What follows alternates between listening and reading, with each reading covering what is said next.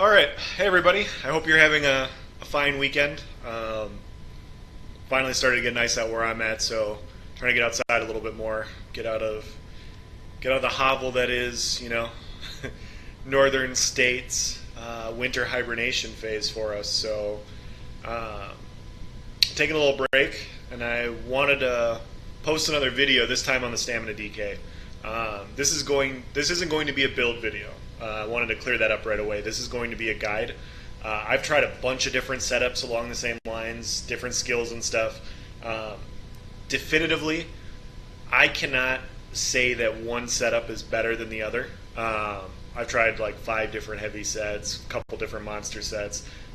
So instead of posting a bunch of build videos and saying, hey, you could run this, you could run this, I just wanted to kind of cover all of it. I wanted to cover this type of play style, give you the information that I have, and then you make your own conclusion. So if you came here for a build video, I'll show you what I'm running, and you can choose to copy it if you want, but it's just going to be a longer, more detailed video that's just trying to outline the strengths and weaknesses that I've found with playing this type of play style. So as is with most of my videos, this is I have 1 VX with this build. This is very good in small scale. That's basically all I do. I don't really run in 24-man groups. I don't run in 16-man groups. Very rarely am I running anything over 8. Just depends on if people are on the weekends or whatever. But in a small scale situation, I still think the setup's really strong. On Xbox, I can't vouch for PC. I can't vouch for PS1 or PS4, like whatever platform you're playing on. But on Xbox, from what I've seen, there's just not many PvPers running around with this type of setup. Like a setup that not only is tanky, it can withstand a bunch of damage, but it can also dish damage back out on the people attacking them, and provide the ability to fight back. Like a lot of people that I see that are running like sword and board Stam DKs, either they're full on tank running guard for their Templars, or they're just a tank trying to draw aggro from bad players and hold block. And the guarding tanks, the really good guarding tanks, they're obviously very useful in group play, but if you don't have guard on your bar and you're a tank, against a good group, you're basically useless. You could run like a Fasala's build, but yeah, that's still worth. They still have to hit you. Good groups, when they see a tank and they see somebody with like 50k health, they're going to avoid you. You're going to run across a group, and your goal is to draw aggro. Well, they know that's what your goal is, so they're going to focus the people that they have to focus first. And against the good teams, you just don't have a use. You sit there and you watch all your buddies die, and then it takes them a while to kill you, but you can't fight back because you're a tank and you die. This allows you to be tanky, and if they avoid you, you can dish out damage, you can fight back, and you can hurt people. So with that being said, let's go into the gear that I'm wearing. Let's start discussing the class itself. Hold on one second here. Apparently, there we go. All right. So the first 5-piece, we were running 5-piece werewolf hide. So we were running the jewelry, the 3 jewelry werewolf hide, and we were running sword and shield, well, axe and shield. It doesn't really matter what the weapon is as long as it's sharpened. Axe and shield, werewolf hide, on our front bar. So this is going to be where we take our most damage. Sword and shield, you get a lot of reduced block cost, a lot of damage reductions while blocking. It's better to be on this bar to be blocking damage than it is to be on another bar. So that's why we're running werewolf hide here. And since we are taking a bunch of damage on this bar, this is where we are taking damage. This is where we want our 5-piece werewolf hide, because as you can see here, 5-piece werewolf hide is when you take damage, you generate 5 ultimate. This effect can occur once every 5 seconds. So as long as you're on your bar, like in a fight, and you go to your sword and shield bar every 5 seconds roughly, which you'll be here for DPSing, you'll be here for trying to stay alive, to pop your Igneous, to pop your Vigor. In a fight, you're basically generating with the setup 1 ultimate every second. is a very, very strong setup, or 5-piece for a Stam DK. So it's a big ulti-gen setup. We're not running a lot of recovery, but because of how a DK works, we get a bunch of resources off of our ultimates. Getting ultimate faster is going to allow us to get the sustain that we need to where we can not only survive, but more ultimates means more damage we can output, or means we can be more tanky. So although we're not running like a high burst setup because of our ultimate generation, we are going to have good sustained damage with our dots, and we're going to have good burst with the amount of ultimate we have back to be able to pop the ultimates that we want. So 3 jewelry. You can go 3 weapon damage. I would recommend either 3 weapon damage for more burst, or I'm running 1 weapon damage and 2 block reduction. I wanted to be a little bit more tanky, so the block reduction helps me to be able to block more, be able to heal longer, so I really have to turtle up sometimes.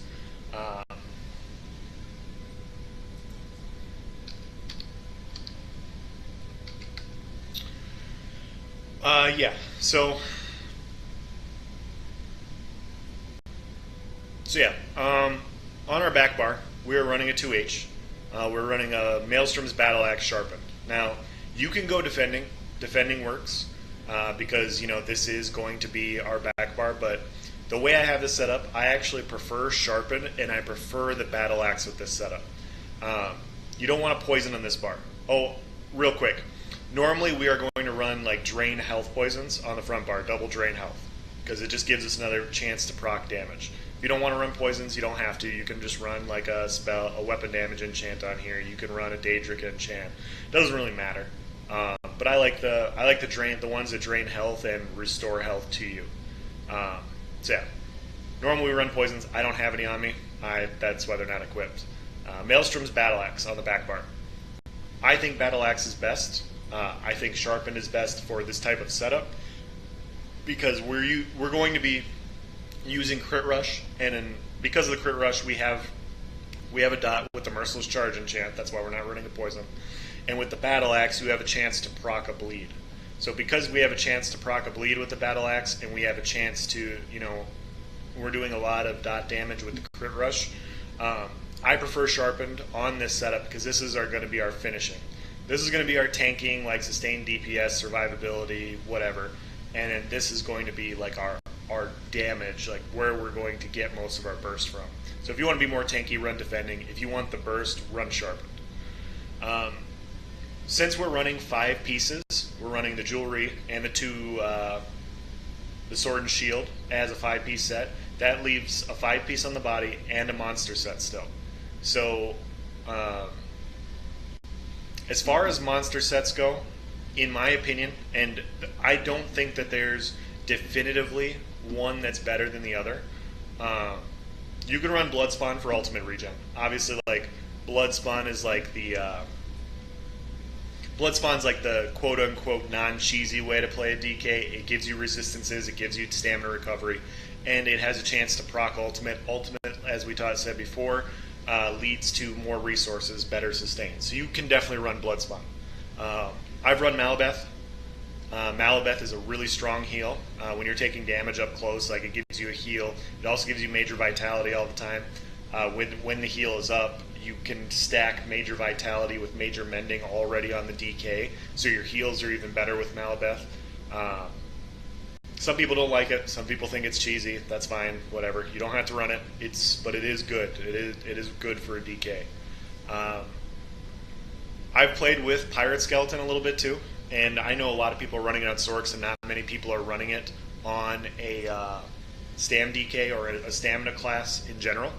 But it is very good. So the 1 piece gives you resistance, whatever. But when you're getting beat on a Stam DK, if you have like 2 or 3 people on you, basically your Pirate Skeleton is going to be up all the time because it counts for dot damage, it counts for physical damage. So you get major protection with Pirate Skeleton up, which is 30% reduction, which is huge. And then the reason a lot of people aren't running is because it reduces your healing by 15%. So yeah, you're reducing the damage coming in, but you're also reducing your healing. Well, I mean, for a lot of fights, we're going to be running lingering health pots. So we have a 30% bonus from lingering health. We have 30% bonus from major mending. So this 15% reduction, although it does hurt, it's not that big of a deal since our healing's already good and we gain major protection.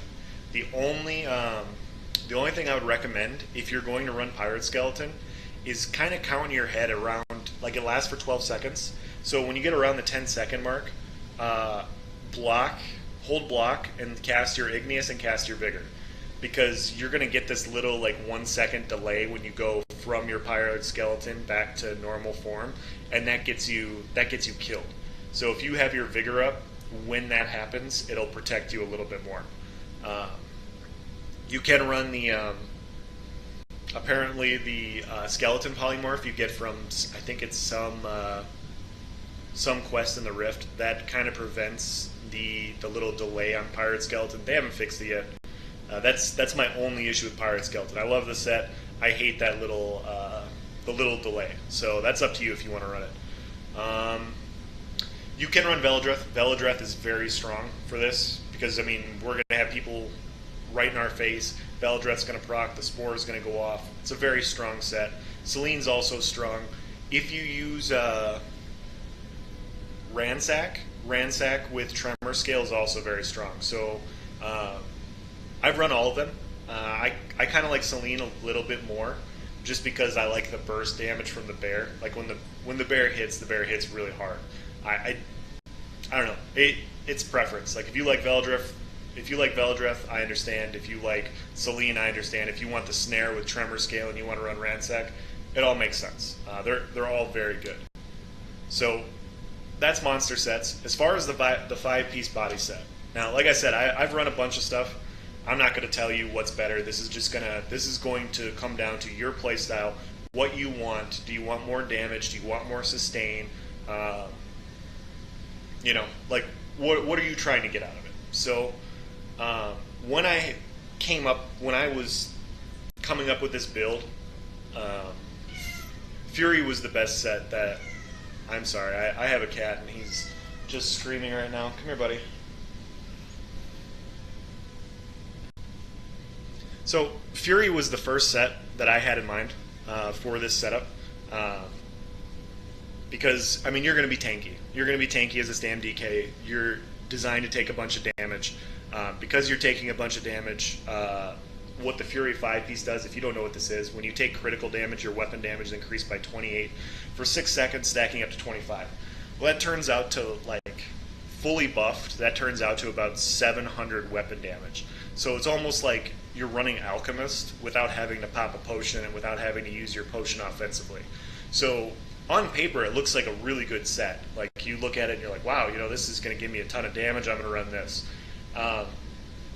In theory, or like in theory, it looks nice. In practical application, I didn't like it that much. I dueled a little bit with it. I played with it open world. With Igneous, Igneous is a damage shield, as you know. It lasts for 6 seconds. Any shield prevents critical damage. So, although the shield's not big, it's preventing you from taking crit damage. And this isn't all damage you're taking. This is only critical damage that you're taking, and the 28 buff only lasts for 6 seconds. So basically, in order to run Fury, in order to really maximize the 5-piece, you have to be taking a lot of incoming damage that not only you can survive, but you have to be able to survive it, you have to be able to sustain it, to sustain that damage, and then also dish damage back out when this is capped. So because it's critical damage, like everybody in PvP is running heavy. Everybody besides like Magica-Sorks and Magica Nightblades. So, since everybody's running heavy, their crit damage is anywhere from like 20 to 40%. 40% on the high side for most people. Some people are running 50, but most people it's like 20, 30, 40% crit in PvP. So you're just not going to be, in my opinion, you're just not going to be surviving that much with this set to maximize this 5-piece. I would rather run like Alchemist. I'd rather run Heavy Hundings. I'd rather even run Black Rose, because I think the flat damage from Black Rose and the 40% more Constitution sustain, I found that to be better than Fury. Now, If you build your tank and you find yourself tankier and you find that you're hitting harder, run Fury, fine. But not everybody plays the same way. For me, I didn't like Fury, even though that's what I initially came out to like set up. I've run heavy Huntings. I enjoyed heavy Black Rose. Black Rose is probably my second favorite set because of the sustain. I mean, it just makes sense to run Black Rose. It gives good damage. You get a health buff, you get a Stam buff, you get weapon damage, and you get more sustain. We're not running a sustain set, so Black Rose makes a lot of sense. Very versatile set. But for how I like to play, I found personally Histbark to be better. I do hit harder with Black Rose, and so like in a dueling situation, I would run Black Rose, I'd run Huntings or something like that. But in open world PvP, I actually really, really enjoyed Histbark. And this is probably where people are going to start shutting off their videos, and they're going to say, well, fuck this guy, he's running Histbark at PvP, he's an idiot. Let me explain why, and if you still think I'm an idiot, then shut it off, call me an idiot on the comments below, that's fine. But let me just try to explain why I like it. We're not running Shuffle in this setup. We have a low stamina sustain. Our sustain is coming off our ultimate regen through Bloodspawn and Werewolf Hide. So that's how we're getting our light and heavy attacks, and Igneous, like our Igneous Shield gives us ultimate. So we're running a high ulti gen setup, and so Shuffle is a very expensive skill that it's just not making it on our bar. And the reason it's not making it on our bar is because of the setup and how I'm running it. I wanted another damage skill, and because we're not running movement speed, we're not running high movement speed. We're not running a bow, we're not running movement speed pots, we're a tank. So there's sometimes you come up over a hill, there's 6 people there. They're going to attack you. You're not going to escape. And so you can try and shuffle out of the snares, you can try and dodge roll and get out of all this stuff, or you can try and be really tanky and survive it, and get tanky enough to where you can then use a corrosive armor or a shield ulti, and you can get to a rock and you can get to line of sighting a little bit to block more incoming damage to survive. I found Shuffle just to be too expensive. It was a huge drain on resources, and it just wasn't that useful since we are running heavy armor. But Major Evasion is still strong, and since we're going to be blocking a lot, and since we're going to be healing by being very tanky, this Major Evasion removes 15% of the attacks incoming towards us. So we're dodging 15% of the single target attacks coming at us. They're not hitting us anymore. So that means that our stamina sustain is better because we're not, taking as much damage. So our stamina isn't drained when we're blocking, and because of that, we're also not taking as much damage. So our heals are better because we have Major Evasion up. So if you want to run Shuffle, that's fine. I just didn't find it that useful, so I went with Histbark with a dodge chance. And because of how we're running this setup, yes, this setup isn't going to give us as much damage as Hunting's Rage. It's not going to give us as much damage as Black Rose, or Fury, or Alchemist, whatever. Like, this is a very low damage setup, but what this gives you is survivability in open world PvP as a tank, so that you can get somewhere and try and narrow the amount of people that are hitting you so that you can go on the offensive. So, just my preference. I haven't gotten a Veiled Heritage set. That's another set that looks interesting. You can look at the 5-piece there. But yeah, I enjoyed Histbark. 5 heavy, all impen. We're running Hecasias on the big pieces. More Magicka stamina in health is a good thing. So being a little bit more tanky is very useful with this setup. As far as the skills go,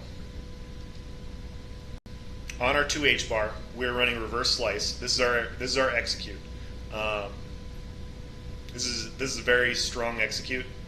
We're gonna dot our opponent up. We're gonna CC him, and then we're gonna hit him with Reverse Slice. If there's anybody around it, they take splash damage. Very, very useful. We're also running Critical Rush. So this is a guaranteed crit every time we gap close. We're using a Maelstrom Maul. or a Maelstrom Axe with the crit rush, the Merciless enchant on it. So not only does the crit rush do a lot of damage, it then provides a dot on the opponent. So the Maelstrom 2H is very useful for this. We're running Rally. This gives us our weapon damage, burst, heal. You know, when we're on our back bar, this is what we're using it for. We're running Venomous Claw. This is a very strong dot. 12,000 poison damage unbuffed. We're going to apply these dots. Very strong dot. Noxious Breath, another very strong dot that gives you Major Fracture. So Major Fracture you can get from this dot, or you can get from Ransack. Because we're running lower damage, I wanted the extra dot on my bar. This is where I would put Shuffle if you want to fit Shuffle on your bar. You know, if you want to say, you know, screw you else, I'm running Shuffle. I'm not going to be a scrub noob like you, and I'm running Black Rose. This is where I'd put Shuffle, and then I'd probably run Ransack on your front bar with like Tremor Scale, and that's fine. I just like the extra dot personally. And this is our DPS ulti, Take Flight. It's undodgeable now. It's very useful. It's high burst. You know, some people can purify, they can shield stack. This is going to give you, like, even though we're not running like high weapon damage, you can see like our Take Flight still hits pretty hard. So what you're going to do is, you know, you're going to dot up your opponent, you're going to hit him with a crit rush, you're going to hit him, you're going to apply your dots, and then all of a sudden, you know, they're going to get to about half health. You reverb them, or you just Dragon Leap. And if they don't block it, they're going to take a ton of damage. It's going to knock them down, and then you have your Take Flight on the same bar as your Reverse Slice. And then you hit them, and then you can go straight into execution phase, and then you take them out. So this is going to be our DPS bar. This is where we're going to kill people. On our front bar, this is our survivability bar. So we're running Resolving Vigor. Obviously, Vigor, it's a nice heal. Defensive Stance. Now, you can put wings up. You can put wings here. Wings, they've nerfed a few times. It doesn't reflect as much as it used to. Sometimes they bug out. Sometimes they're kind of funky. I like Defensive Stance, not just because this one reflects and stuns them. I also like it because of what it says before. While you have a shield equipped and this ability slotted, the amount of damage you can block is increased by 8%, and the cost blocking is reduced by 8%. So because we're being tanky, because we have, you know, increased, because we're a tank, this skill, in my opinion, is better than Dragon Skill. It uses stamina as well, and the Reflect is very nice that stuns. It's a guaranteed stun on a spell projectile. So you use this when you got a bunch of people beating on you, and you want to CC somebody, get them out of, kind of stop them from doing what they're doing. Reverberating Bash does a little bit of damage, but the main thing that it does is it not only stuns, but it hits them with Major Defile. So we're running a dot build with the setup. A lot of dots. When we CC, we want them to reduce their healing so that the dots can really tick on them harder, puts a lot more pressure on them, forces them to go on the defensive even more, so then we can be on the offensive. Yeah. Igneous Shield. This is just a great skill right now. It's getting nerfed next patch. It's a small damage shield. It generates ultimate while you're in combat every 9 seconds or 8 seconds, something like that. You can't be crit while your shield's up, and it also gives major mending. So this is going to go hand in hand with our Vigor. So we're going to hit our Igneous, we're going to hit our Vigor. This is going to help us stay alive. Heroic Slash. We're running Heroic Slash. The reason we're running Heroic Slash is because it does a little bit more damage than Ransack. We don't care about the cost too much. We don't care about this costing a little bit more than Ransack. But what we do get out of this is we get more ultimate regen, and we also get minor main. We don't need the Major Fracture from Ransack because we're running Noxious Breath. So we're using this for the ultimate regen again, the minor main, so they're not hitting us as hard. And then finally, our Sword and Shield bar, we are running Spell Wall. Spell Wall is the morph of the shield ulti. It's the one that reflects all projectiles. It's a very, very strong ultimate. Yeah, like you pop this, you're blocking. So you don't have to block anymore. The ultimate blocks for you. And so because we're on a Sword and Shield bar already with defensive posture, we're taking a lot of reduced damage. This allows us to pop Igneous. We're going to get our Magicka back. Igneous restores stamina.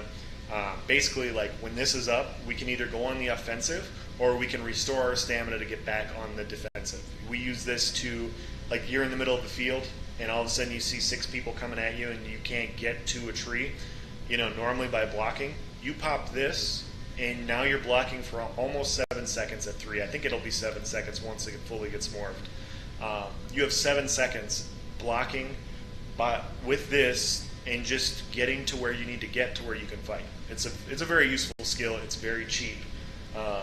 Yeah, I think it's kind of a no-brainer for this setup. So, what else was I gonna say? I'm gonna go through the combos for this setup.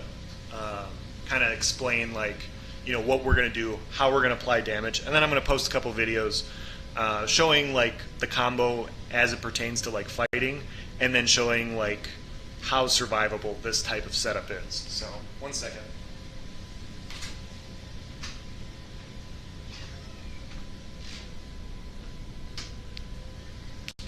All right.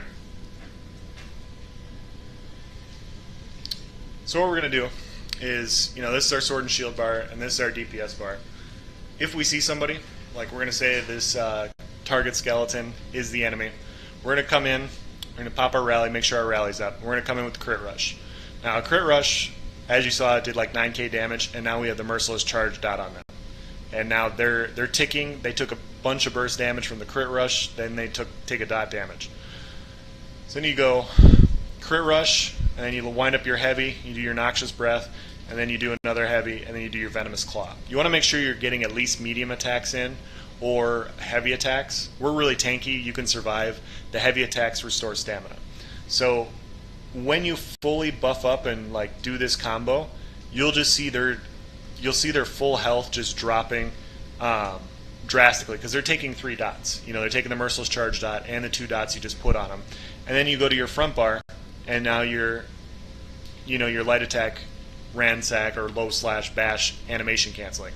So although you're not doing a bunch of burst damage, because of the amount of dots you're putting on people, it's a lot of pressure. And if they're not careful and they drop to half health, you know, you come in, you go like this, and they drop to half health. All of a sudden you hit them with a reverb, and then you leap, and now they're either dead or now they're dead. And so they're just taking all this pressure from you while you can still be tanky, while you can still survive. You know, it's a tankier build, but if the players aren't smart, or if they're not like super tanky themselves, they're going to take a bunch of damage and you're going to kill them. Magickasorks, you're going to have a hard time killing Magickasorks just because they can stack shields through your dots. But one-on-one, I think just about everybody right now is having a hard time killing a good Magickasork, so I wouldn't let that deter you. You're going to have a hard time sometimes running against a tanky Magicka Templar. You can kill them. Like, I've killed plenty of Magicka Templars one-on-one on an open world in duels with this setup. It's just, do you want to potentially engage in a 15 to 20 minute fight? You know, sometimes you might just walk by it. You know, you don't want to deal with that. He doesn't want to deal with you. But Magicka Templars one-on-one can't really deal with this setup. Like, they can't really kill this setup if you're smart, because they can't CC you through your block. And you can basically, in a one-on-one situation, you can basically almost perma-block the whole time. And you can keep your healing up. They're just not going to do a whole lot to you. But you have burst, and you have combinations that can finish them off. And you just, yeah, I mean, a good Magicka Templar and a good Magicka DK, they'll basically fight forever. So just choose who you want to fight against with this a little bit. Yeah, so with that being said, those are the combos. I'm going to post a few quick clips of, you know, what this setup does in open world. Not trying to expose anybody or anything like that. So if you accidentally make this clip, I'm not here to talk shit. I'm just trying to, you know, show how this build works, how this combination works, you know, what this does. So as I showed you with the combo, this is open world. I'm wearing the Sweet Bather's towel. Very trolly, obviously. See yellow in front of me, and so now we're going to buff up with our rally. We're going to go in with our crit rush, apply that dot, apply another dot. It's kind of laggy. we're going to apply our last dot. And now, here we're going to charge up a full heavy. Now, I saw you as Stormproof. I saw you as a Stamplar. You know, I was like, I wanted to make sure that I was getting ready for a longer fight because he is a Stamplar and he can purify my dots, and it you know, we're not running a ton of damage, so wanted to make sure, like, you know, heavy attacks, not only do they hit hard, they restore stamina, so they're just a good way to sustain. So I did a full heavy attack and then a ransack and then a low slash and a bash. And you can see that full combo, if I back it up a little bit, it procced a poison. So you see the dots coming on me, and I hit him with that. I basically took off over half of his health with that combo. So with those the 3 dots that I put on him, with one combo of heavy attack, a heroic slash, and bash, with this low damage build that I'm showing you, I knocked out half of his health because he didn't purify. And now I hit him with a vigor, or I hit him with a reverb, and then another heroic slash combo comes off and he dies.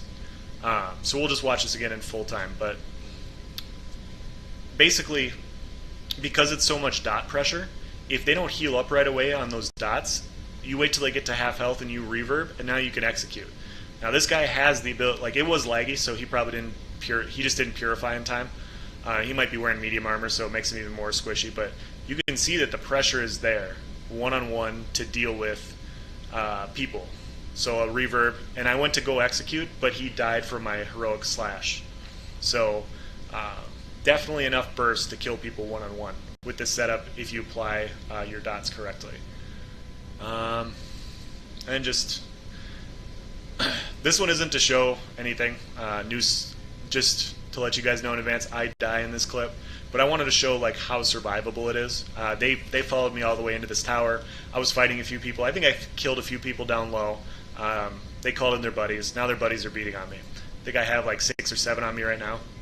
And I was line of sighting him around this for a little while. I'm running Malabeth right here. Open world PvP, like, I wanted I was testing stuff, and Malabeth's really good for surviving. So they're beating on me. You can see the ultimate regen of werewolf hides coming in really nicely. They can't really kill me. They're not really doing any damage until they pop the Destro ulti. I get the Jesus beam. My mistake was I should have line of sighted around that wall a little bit more. And then the next time I got a shield ulti, I should have went somewhere else. But where I die is right here. I went on my back bar, and then I tried to pop rally. And because I'm on my back bar, I took a lot more damage. I didn't realize that it was that many people. But yeah, it's like 10 people on me when I died. And, you know, they beg. When you zerg, you have to teabag the one person you're zerging over. But yeah, like, if it's 5 people, if it's 4 people, not only am I able to survive it, but then I can dish damage back out if I choose my spots carefully. 10 people, you're going to die.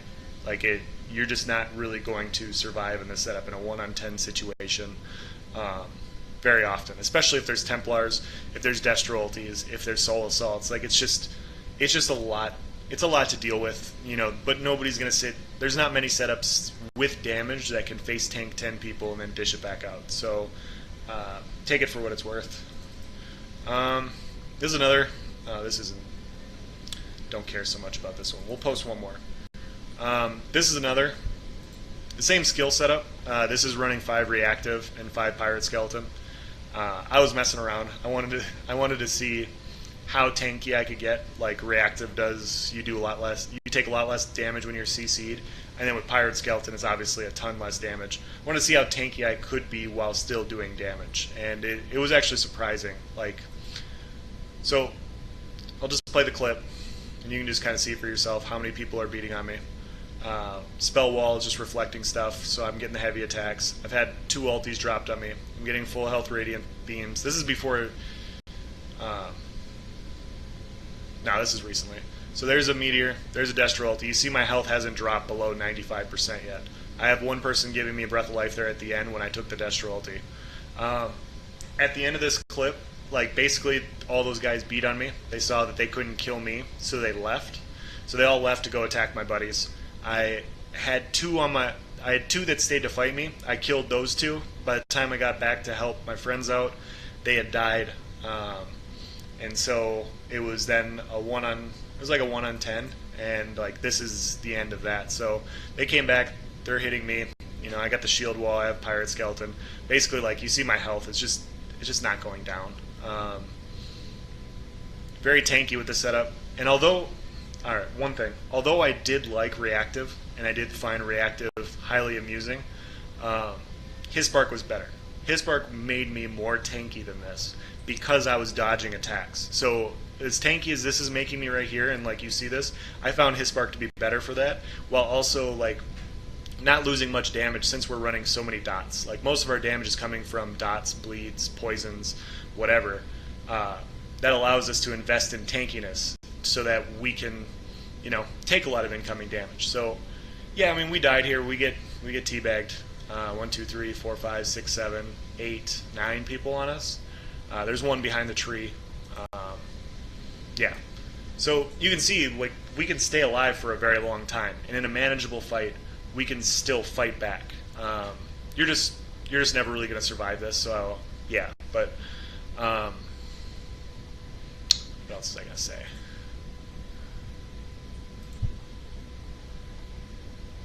I think that covers everything. As far as CP goes, you know, you want to invest in a Thaumaturge. You can invest in a reduced block cost, like Shadow Ward comes in handy. You want to invest in a Blessed a little bit. You want to invest in a quick recovery. Like I said, this isn't a build video per se.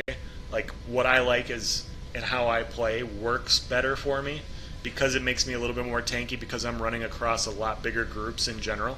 Like, if you go into the sewers and you know you're only going to run across like 3 or 4 people, put on 5 Black Rose. Put on 5 Black Rose and Veladreth or Black Rose Tremor Scale.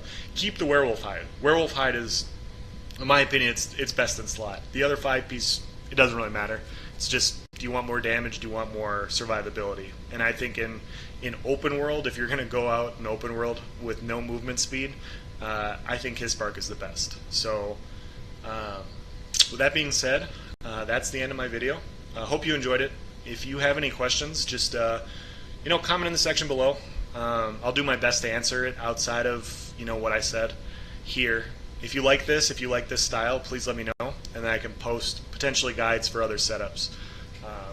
Not saying I'm the expert, but you know, I can at least. Here's a character sheet if you want to see it. This is without food. Oh my gosh, let's beef that up a little bit so it doesn't look as terrible as it is.